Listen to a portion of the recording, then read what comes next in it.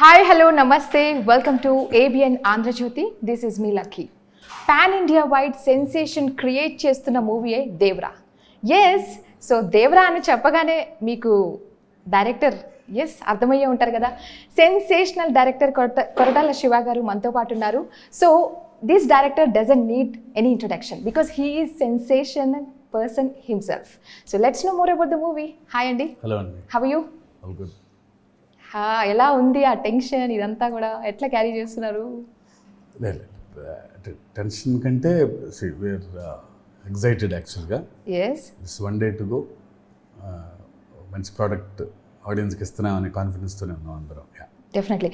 దేవరా గురించి చెప్పాలంటే not one thing అండి, కాస్ట్ నుంచి టెక్నీషియన్స్ నుంచి ప్రతి ఒక్కటి కూడా సెన్సేషన్ అనే చెప్పాలి. And first thing let start with the NTR గారు, బికాస్ జూనియర్ ఎన్టీఆర్ గారితో మీ బాండ్ కావచ్చు, ఆ స్క్రిప్ట్ రైటింగ్లో కూడా he has been with you. So ఆ సజెషన్స్ కావచ్చు, ఆ బాండింగ్. సో జూనియర్ ఎన్టీఆర్ గారితో మీకున్న ఆ బాండ్ అండ్ దేవరాలో మీ మధ్య అంటే ఎట్లాంటి సపోర్ట్ ఉన్నింది, ఇది మాకు కోసం చెప్తారా? అంటే very close since a long time. But అయినా సరే ఒక డైరెక్టర్ ఒక యాక్టర్ రిలేషన్షిప్ చాలా బాగుంటుంది మా మధ్య. Because it's reaction will be very strong. ఏదైనా చెప్పినప్పుడు క్యాజువల్గా ఉండదు రియాక్షన్. నచ్చకపోయినా అలాగే ఉంటుంది, నచ్చినా అలాగే ఉంటుంది. So that's very important for a director. అంటే భలే బాగుందంటే బాగుందని అనరు, అసలు అంత హైలో చెప్తారు, ఎక్స్ట్రాడినరీగా ఉంది అని. సో డైరెక్టర్కి అది చాలా పెద్ద ఫ్యూల్ అది. సో అలాంటి యాక్టర్ దొరికినప్పుడు obviously not me, every director will excel. అంటే ఏదో గట్టిగా చెప్పాలి, ఎమోషను అనే తాపత్రయం ఉంటుంది. సో అది ఎక్కువ హెల్ప్ అవుతుంది నాకు ఆయనకి మధ్యలో. పైగా క్లోజ్ అవ్వటం వల్ల ఇంకా his reaction will be very immense. Shiva ఇలా భలే ఉంది, ఇది అది ఎందుకు వద్దనుకుంటున్నావు, విల్ హ్యావ్ ఎ డిస్కషన్, ఇలా చేద్దామని అని ఒక్కొక్కసారి ఆయన ఐడియా ఉంటుంది. సో ఆబ్వియస్లీ అలా ఉన్నప్పుడు, ఆ ఇంట్రాక్షన్ అలా ఉన్నప్పుడు the journey will be very beautiful. Obviously అంటే మీరు చెప్తుంటే మీ మాటల్లో ఎన్టీఆర్ గారు వెరీ స్ట్రాంగ్ ఎమోషన్స్ని ప్రజెంట్ చేస్తారు అనేది అర్థమవుతుంది. Like very strongly he tells whatever from the bottom of his heart. Yes. So కొన్ని పాయింట్స్ ఉంటాయి వేర్ మీ ఇద్దరి మధ్య కొన్ని మేబీ ఒక ఆపోజిట్ ఒపీనియన్స్ రావచ్చు. అలాంటి సందర్భాల్లో ఎలా ఉంటుంది conversation? So will have a long discussion అండి. సో ఆబ్వియస్లీ ఏది రైటో అదే గెలుస్తుంది తప్ప లక్కీగా చిన్న ఇగో ఉండదు. అంటే స్క్రిప్ట్ని ఎక్కువ నమ్మే యాక్టర్ కాబట్టి, మోర్ కామన్ సెన్స్ ఉన్న యాక్టర్. నేను ఎలా ఉంటే బాగుంటుంది ఇలాంటి ముందే అనుకోవటాలు ఏమి ఉండవు ఆయన దగ్గర. నన్ను ఇలా అనుకుంటున్నారు జనం, అసలు అదే ఉండదు. ఆ కథకి ఇలా అవసరం అనుకుంటే కనుక విల్ హ్యావ్ ఎ డిస్కషన్. ఏది మంచో అదే గెలుస్తుంది తప్ప ఎవరి వాయిస్ పెద్ద అయితే వాళ్ళు గెలవటం ఉండదు. అది ఆయనతో ఉన్న అందం. డిస్కషన్లో ఇది బాగుంటుంది అని అందరూ నమ్మితే అదే ఫైనల్గా ఉండేది. అంతే తప్ప ఓ హీరో చెప్పాడు, డైరెక్టర్ చెప్పాడు, ఎన్టీఆర్ చెప్పాడు, కొట్టాల శివ చెప్పాడు, ఎన్ని లేవు అక్కడ. ఆ సీన్లోకి వెళ్ళి ఈ పాత్ర ఎలా ఉండాలి, ఆ పాత్ర ఎలా ఉండకూడదు, ఎమోషన్ ఎలా ఉంటే బాగుంటుంది అనే హెల్దీ డిస్కషనే తప్ప ఎవరు గెలుస్తున్నప్పుడు నేను చెప్పిన మాట కలవాలి, నువ్వు చెప్పిన మాట కలవాలని ఎప్పుడు లేదు అసలు ఇప్పుడు. Yes. And moreover RRR తర్వాత ఎంత సెన్సేషనల్ స్టార్ అయ్యారో మనందరికీ తెలిసిందే. అండ్ దేవరా ఇప్పుడు రావడం వల్ల ఎక్స్పెక్టేషన్స్ అనేవి చాలా హైలో ఉన్నాయి. We have seen like before release చాలా వరకు మనం చూస్తున్నాం, కొన్ని ఇన్సిడెంట్స్ జరుగుతున్నాయి. సో ఇప్పుడు ఆ ఎక్స్పెక్టేషన్స్ని బీట్ చేయాలి, రీచ్ అవ్వాలి. సో ఎలా అంటే ఎలాంటి వర్క్ చేశారు ఆ ఎక్స్పెక్టేషన్స్ని రీచ్ అవ్వడానికి? అంటే నేను పెద్దగా వాటిని అంత బ్యాగేజ్ తీసుకోను. జనం ఏదో అనుకుంటున్నారు కాబట్టి ఏదో చేయాలని కాదు, కానీ మనం అనుకున్న దానికి కరెక్ట్గా తీయాలనుకుంటాను తప్ప స్ట్రాంగ్ ఎమోషనే చెప్పాలి, కొత్త కథ చెప్పాలి, పెద్ద కథ చెప్పాలి, ఇట్ షుడ్ బి ఎంటర్టైనింగ్, ఇవి రన్ అవుతాయి తప్ప మైండ్లో. సో ఎవరో ఏదో అనుకుంటున్నారు కాబట్టి దానికి రీచ్ అవుదాం, దీనికి రీచ్ అవుదాం ఉంటుంది. మనం ఎత్తుకున్న పాయింట్కి రీచ్ అవుదాం. So this is the only thing running అందరి మైండ్స్లోనూ ఇక్కడ తప్ప. Obviously audience will expect something new. ప్రతి సినిమా నుంచి కొత్తదనం ఎక్స్పెక్ట్ చేస్తారు వాళ్ళు. డెఫినెట్లీ. సో వాళ్ళు ఎంటర్టైన్ అవ్వాలి, ఎంగేజ్ అవ్వాలి. సో ఆ ప్రయత్నమే తప్ప సెపరేట్గా వాళ్ళు ఇంకొంచెం ఎక్కువ ఇస్తున్నారు కాబట్టి ఇంకొంచెం అలా ఇప్పుడు we don't think in such a way. Yes. And previously మీ మూవీస్ చూసుకున్నట్లయితే కూడా కమర్షియల్ మూవీసే అవుతాయి, కానీ వాటిలో మంచి సోషల్ మెసేజ్ ఉంటుంది. లైక్ ఇలాంటి ఒక social message oriented movies present చేసేటప్పుడు 50-50 ఛాన్సెస్ ఆర్ దేర్. బట్ మీ విషయానికి వస్తే ఆల్ ఆర్ సూపర్ హిట్, మంచి సక్సెస్ రేట్. సో ఇక్కడ దేవరా విషయానికి వస్తే కొంచెం అంటే ఫ్యామిలీ ఎలిమెంట్స్ కూడా టచ్ చేశారు previously. So here we see that red sea అని కొంచెం ఎక్కువ వైలెన్స్గా అనిపిస్తుంది అనమాట. మరి ఫ్యామిలీ ఆడియన్స్కి ఏమన్నా ఇబ్బందికరంగా ఉంటుందంటారా? ఫైట్ సీక్వెన్స్ కావచ్చు, ఈ రక్తపాతాలు కావచ్చు. It's action, it's part of the story అది. సో ఎర్ర సముద్రం వినటానికే బాగుంది. నాకు మిర్చిలో ఎక్కువ వైలెన్స్ ఉంది. సినిమాని ఎక్కువ ఆదరించింది ఫ్యామిలీ ఆడియన్సెస్. అది రైట్ పాత్లో ఉన్నప్పుడు, అంటే కథకు సరిపడా ఉన్నప్పుడు ఎక్కడ ఎబ్బట్టుగా అనిపించదు. ఇట్స్ ఏ స్ట్రాంగ్ ఉమెన్ ఉన్నారు సినిమాలో. ఫ్యామిలీ ఆడియన్సెస్ దట్ ఇస్ డ్రామాని బాగా నమ్ముతాం మేము, ఎన్టీఆర్ గారు కానీ నేను కానీ. సినిమాలో ఎక్స్ట్రాడినరీ డ్రామా, అది ఓన్లీ ఫ్యామిలీ ఆడియన్సెస్కే బాగుంటుంది. అది ఆ డ్రామా చాలా ఎక్స్ట్రాడినరీ క్యారెక్టర్స్ సినిమాలో, వాళ్ళ మధ్య జరిగే కాన్ఫ్లిక్ట్ పాయింట్స్, ఎమోషనల్ హైస్ చాలా ఉన్నాయి. So it's pure family film. చిన్న ఎర్ర సముద్రం అయినా సరే, ఎర్ర సముద్రం మనం చూడవాయండి. Yes, 3000 CG shots and also 30 minutes of under water fight sequence. అసలు కొన్ని విషయాలు వింటుంటే గుస్ బంప్స్ వస్తున్నాయి. చెప్పాలి మీరు దీని గురించి. అసలు 3000 CG షాట్స్ అంటే ఎట్లా ఉంది ఆ వర్క్? బికాస్ అంటే సముద్రం అన్నప్పుడే మనం వెళ్ళి రియల్ సీ మీద షూట్ చేయలేం కాబట్టి obviously it should be created.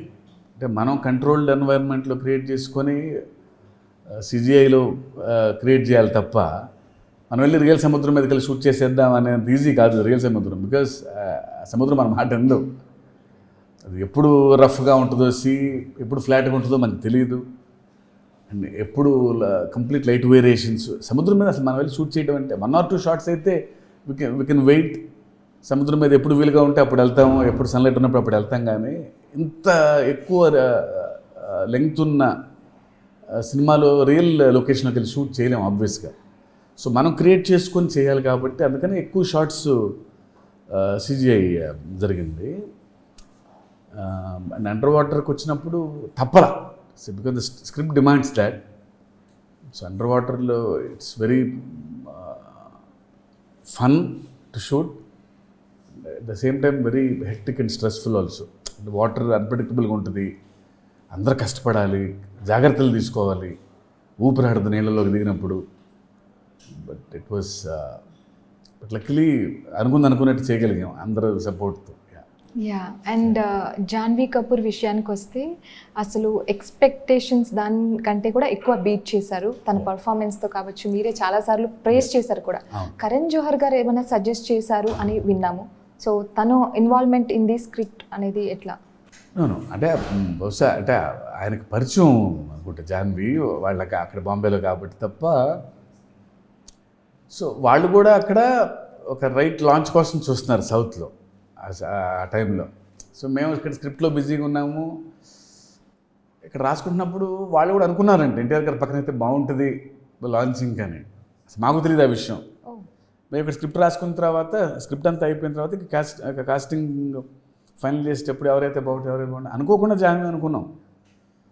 So approach అయినప్పుడు కరణ్ జోహర్ గారు కూడా ఈ సినిమాలో అసోసియేషన్ ఉంది కాబట్టి, నార్త్ రిలీజ్ అయింది కాబట్టి ఊరికి ఆయన అడిగినప్పుడు జాయిన్ నవ్వేశారు ఆయన. మేము అది అనుకుంటున్నాము, మరి విచిత్రంగా ఉంది ఇది, మీరు అనుకుంటున్నాం మేము అనుకోవటం, వీల్ డూ అని చెప్పి that's how she on board. అనుకోవడం వేరు, మళ్ళీ ఆ పేరింగ్ కూడా సూపర్ హిట్ అవ్వడం వేరు. ఎందుకంటే సాంగ్స్ రిలీజ్ అయిన తర్వాత we felt like wow, we didn't expect actually ఇంత చక్కగా బాగుంటుంది పేరింగ్ చూడడానికి కూడా. And we also heard that beautiful love story కూడా ఉంది దీంట్లో అని. సో సాంగ్స్ విషయానికి వస్తే మాట్లాడుకోవాలి, బికాజ్ సెన్సేషన్ క్రియేట్ చేస్తున్నాయి ఆల్రెడీ. సో అనిరుద్ధ్ గారి మ్యూజికల్ ఈ జర్నీ అనేది ఈ మూవీకి ఎంత ప్లస్ అయింది? అసలు వర్కింగ్ ఎక్స్పీరియన్స్ ఏ విధంగా ఉంది? అంటే ఫస్ట్ నుంచి ఈ సినిమా కథ అనుకున్నప్పటి నుంచి అంటే మేము క్రియేట్ చేసుకున్న సెటప్లో ఒక న్యూ సౌండ్ కావాలి అని అనుకున్నప్పుడు we thought Anirudh will be nice option. తనైతే కొత్త రకమైన సౌండ్ డెలివరీ చేయగలడు మేము ఎక్స్పెక్ట్ చేసింది అని ఫస్ట్ నుంచి నమ్మాం. సో తను కూడా స్క్రిప్ట్ విన్నప్పుడు తను ఇచ్చిన రియాక్షన్ ఎన్టీఆర్ గారు ఎంత రియాక్ట్ అయ్యారో తను అంతకంటే ఎక్కువ రియాక్ట్ అయ్యారు. సార్ అసలు I'm already in the film, నేను కూడా ఆ పాత్రల మధ్యలో తిరుగుతున్నాను నేను కూడా అని ఆయన ఫీల్ అయ్యి ఎవ్రీ సిచ్యుయేషన్కి ఈ సిచ్యుయేషన్కి ఇలాంటి సౌండ్ ఉంటే బాగుంటుంది, ఈ రొమాన్స్ అప్పుడు ఇలాంటి సౌండ్స్ ఉంటే బాగుంటుంది అని తను తీసుకున్న extreme care. That's why this kind of output finally, అందుకే ఇలాంటి సాంగ్స్ ఇవ్వగలిగాడు. And we can also see that yes, అంటే సాంగ్స్ కావచ్చు, బ్యాక్గ్రౌండ్ స్కోర్ ఎంత ప్లస్ అవ్వచ్చు ఈ మూవీకి, ఎంత హెల్ప్ చేస్తాయి అంటారు? దట్స్ హ్యూజ్ ఎసెట్ అండి అసలు. ఎందుకంటే ఒక సీన్ అనుకున్నప్పుడు sound will enhance the scene obviously. And right from my first film including Devi also, అదే సీన్ని ఆ కథ అర్థం చేసుకునే మ్యూజిక్ డైరెక్టర్ కావాలి ఎప్పుడు. బికాజ్ ఆ సీన్లో ఉన్న ఎమోషన్ పట్టుకొని కోర్ ఎమోషన్ దాన్ని ఎన్హాన్స్ చేయాలి సౌండ్తో. సో లక్కీలీ నేను పనిచేసిన వాళ్ళు అందులో మాస్టర్స్. అండ్ అనిరుద్ధ్ కొన్ని సీన్స్లో అయితే లిటరల్లీ గూస్ బంప్స్. తను ఇచ్చిన సౌండ్ మనం తీసిన సీనేనా ఇది, సౌండ్తో ఇంత ఎన్హాన్స్ చేసాడని అనిపించింది. Great to work with. Yes, initially ఇదైతే మీరు కామన్గా వినుంటారు ఈ క్వశ్చన్, లైక్ ఇనిషియలీ పార్ట్ 1 ఒక స్టోరీతోనే ఎండప్ చేద్దాం అనుకున్నారు, but it came for second part also. So ఎందుకు అట్లాగా సెకండ్ పార్ట్ వరకు కూడా రీచ్ అయింది? 6 hours of like story writing అని చెప్పారు మీరు.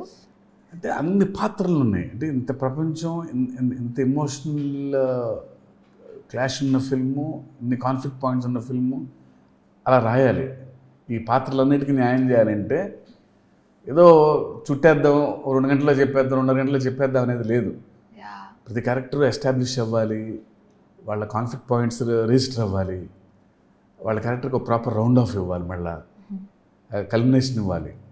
సో ఇంత కథ చెప్పాలన్నప్పుడు ఫస్ట్లోనేమో వద్దు ఒక పాటలు చెప్దాం అనుకున్నాం, కానీ ఫస్ట్ షెడ్యూల్ అయిన తర్వాత వస్తున్న అవుట్పుట్ బట్టి అర్థమైంది so this can't be done అని.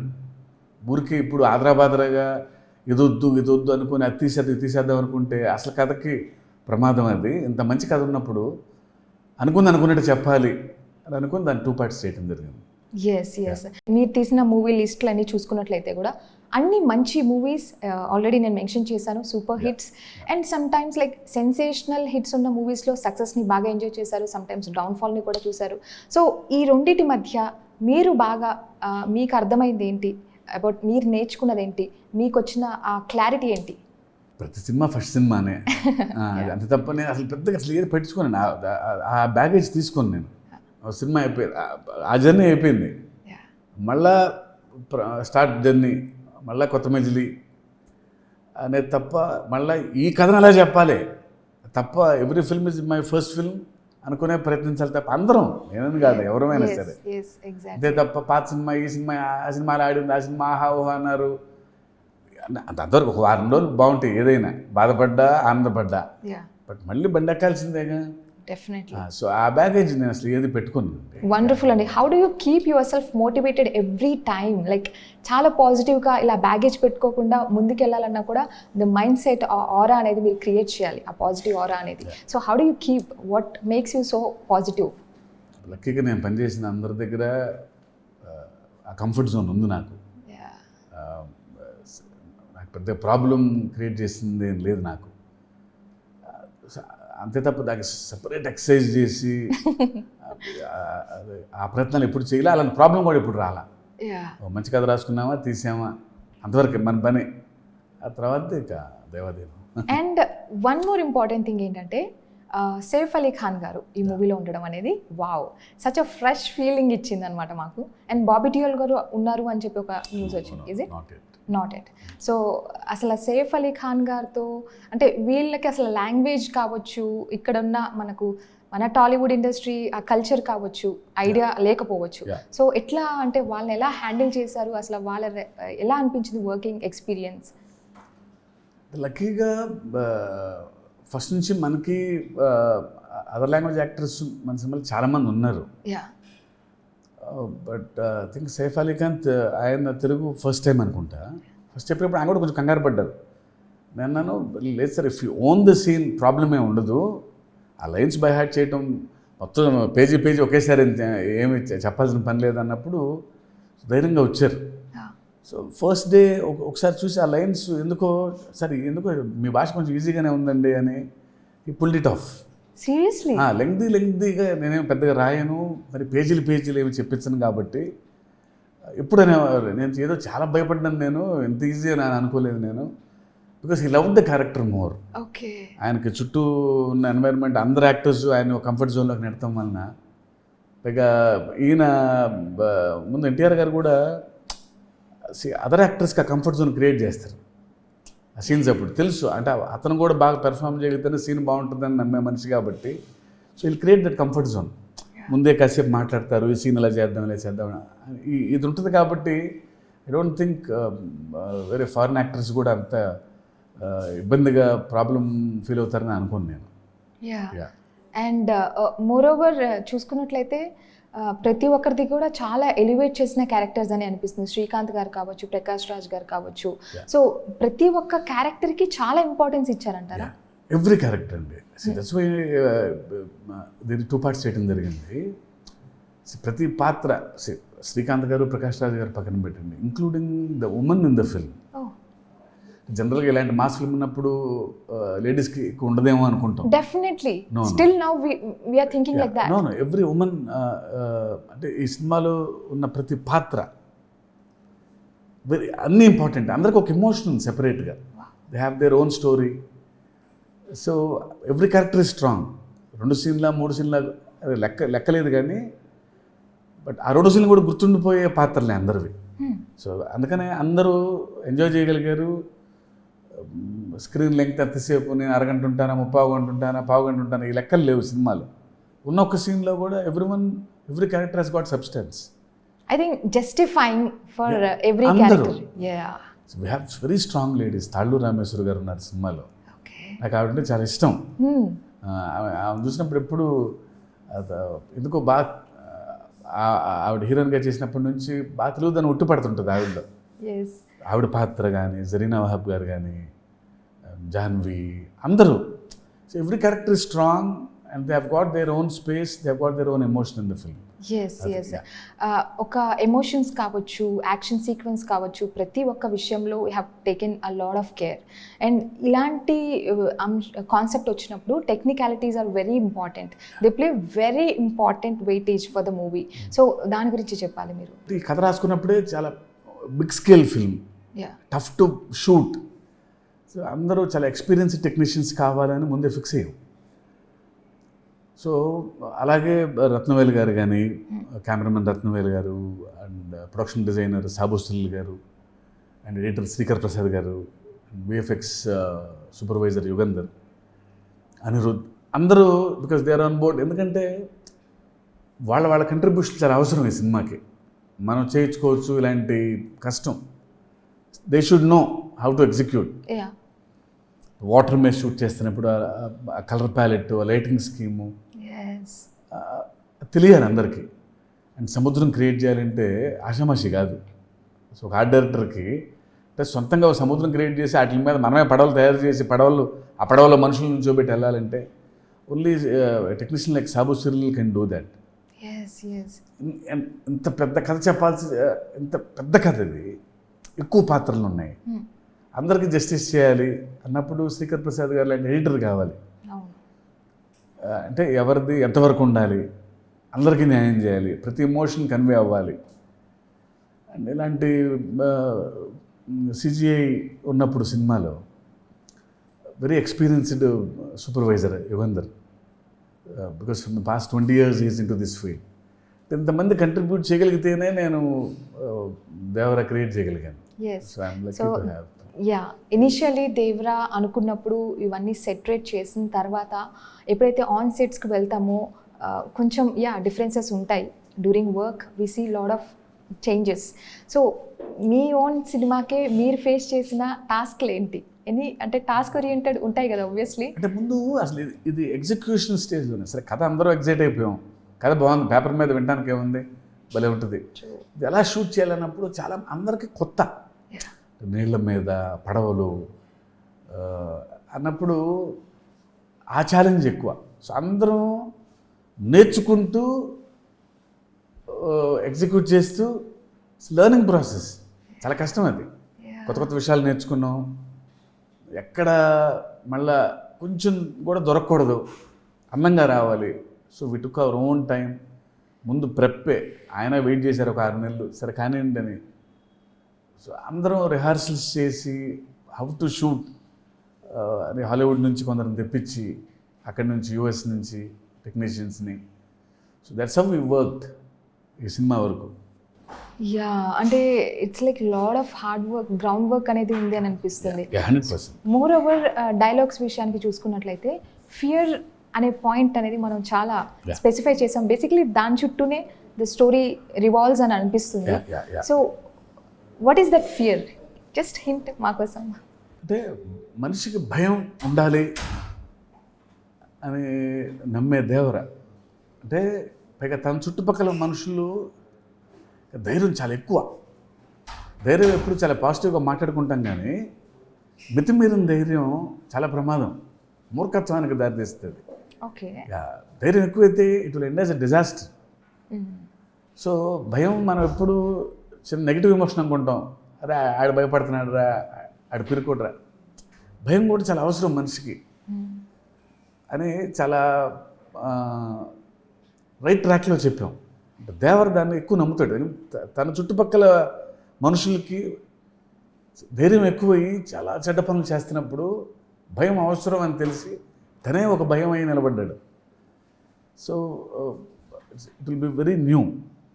అండ్ హీరో ఎప్పుడు ధైర్యం అవుతాడు తప్ప హీరో ఎప్పుడు భయం అవ్వడు ఒక ఇలాంటి కథల్లో. బట్ తను భయం అయ్యి ఎక్కువ ధైర్యం అయ్యి మూర్ఖత్వం ఉన్న మనుషుల్ని ఎలా ఆపగలిగాడు అనేది మెయిన్ ఎమోషన్. యాక్చువల్లీ చాలా బాగా ఆ సెంటెన్స్ మీరు చాలా చక్కగా చెప్పారు. వెరీ న్యూ అనిపిస్తుంది వింటుంటేనే. సో భయంతో ఒక హీరోని, అంటే ఇలాంటి ఒక ఎమోషన్ని క్యారీ చేస్తూ మేము ఒక సినిమా చూడబోతున్నాం అంటేనే చాలా కొత్తగా అనిపిస్తుంది. సో ఎనీ ఫియర్, లైక్ మీకు కూడా పర్సనల్గా ఫియర్స్ ఏమన్నా? చిన్న చిన్న భయాలు చాలా ఉంటాయి. ఓకే. బట్ నేను అంటే నాకు ఇచ్చిన పని కరెక్ట్గా చేశానా లేదా అని లాస్ట్ మినిట్ వరకు ఆ భయం ఉంటుంది నాకు ఆల్వేస్. ఎప్పుడు అంటే అందరికీ అదే భయం ఉంటుంది అనుకుంటున్నా. ఎవ్రీ టెక్నీషియన్కి, ఈ ఇండస్ట్రీ అని కాదు, ఏ పనైనా, ఇంక్లూడింగ్ స్వీపర్ కూడా. He should try to be the best sweeper కదా. ఆ భయం ఉండాలి. నేను బాగా క్లీన్ చేశానా లేదా, సో యజమాని మెచ్చుకుంటాడా లేదా అనే భయం ఉంటుంది కదా అతనికి. సో భయమే అందరినీ రన్ చేసేది ఈ ప్రపంచంలో. సో అది ఈ సినిమా ద్వారా కొంచెం బాగా కన్వే చేయగలిగానేమోనని నమ్మకం. వండర్ఫుల్ అండి. భయం వల్ల మీరు ఎప్పుడైనా అరే ఏదైనా వర్క్స్ వదిలేసుకున్న సందర్భాలు ఉన్నాయా బికాస్ ఆఫ్ ద భయం? మెనీ అండి. ఇప్పుడు మన డైలీ లైఫ్లో కూడా 1-2 సార్లు ఆలోచిద్దాం అంటాం. అంటే ఏంటి? భయం ఉంటాయిగా. ఆబ్వియస్లీ 1-2 సార్లు ఆలోచించేద్దాంలే ఎందుకు అంటే ఏంటంటే భయం ఉన్నట్టే. ఆ పదం వాడంగానే అందరిలోనూ ఆ భయం ఉంది యాక్చువల్లీ. సో జాగ్రత్తగా వెళ్ళు అంటే ఏంటి? వచ్చిన భయం ఉన్నట్టే. భయం అనే పదం వాడడం తప్ప వేరే వాడతాం. Conscious, over conscious. కొంచెం జాగ్రత్త అని చెప్తాం. కొంచెం వెళ్ళంగానే ఫోన్ చేయి అంటే ఏంటి? ఓ భయం ఉంది అంటే క్షేమంగా వెళ్ళి నువ్వు ఫోన్ చేసే వరకు మాకు చిన్నపాటి భయం ఉందిరా, వెళ్ళి ఫోన్ చేయమని. సో భయం తెలియకుండానే అందరిలో ఉంది అది. డెఫినెట్లీ. అండ్ మోర్ ఓవర్ ఈ పోస్టర్సే కాదు, ట్రైలర్లో కూడా అంతా చుట్టూ సీఏ కనిపిస్తుంది మాకు. మొత్తం మూవీలో అంతే ఉంటుందా? ఇంకా కలర్స్ ఏమన్నా? Sea is a part of the film. సముద్రం పక్కన ఉన్న గ్రామాలు, కొండలు, వాళ్ళ ఇళ్ళు, వాళ్ళ ఎమోషన్స్. No it's not. సినిమా మొత్తం సముద్రం మీద అట్లా ఉండదు, కానీ ట్రైలర్లో కూడా వి హావ్ సీన్ ఎక్కువగా అది చూసాం అన్నమాట. ఆ పార్ట్ చూసాం. Sea is a key factor in the film కాబట్టి. సో ఆ ట్రైలర్లో కొంచెం ఎక్కువ షార్ట్స్ సముద్రం అంటే యూ విల్ ఫీల్ దట్ సముద్రం మీద అంటే కొత్తగా ఉంటుంది కాబట్టి తప్ప వాళ్ళకి ఇళ్ళు ఉన్నాయి, వాళ్ళకి ఊళ్ళు ఉన్నాయి, అన్నీ ఉంటాయి సినిమాలో. Yes. One last question. So Devara చూసిన తర్వాత ఆడియన్స్ ఫీల్ అయ్యే ఆ ఎమోషన్స్ ఏంటి? మీరు ముందే ప్రిడిక్ట్ చేసి ఏమైనా చెప్పగలుగుతారా? No, I think they will come out on an emotional high in the film. అంతవరకు ప్రామిస్ చేయగలను నేను. డెఫినెట్లీ వాళ్ళకి సినిమా నచ్చి ఒక చిన్న ఎమోషన్తో బయటకు వస్తారని గట్టిగా నమ్ముతున్నాను. ఎస్. అండ్ ఈ మూవీ కూడా ఆబ్వియస్లీ సూపర్ హిట్ అవుతుందని నేను గట్టిగా నమ్ముతున్నాను, because we all know it already. And thank you so much for your time అండి. థ్యాంక్ యూ అండి. చూసారు కదా, ఇది ఇవాల్టి స్పెషల్ ఇంటర్వ్యూ. మరో ఇంటర్వ్యూలో మళ్ళీ కలుసుకుందాం. Until then keep watching ABN Andhra Jyothi.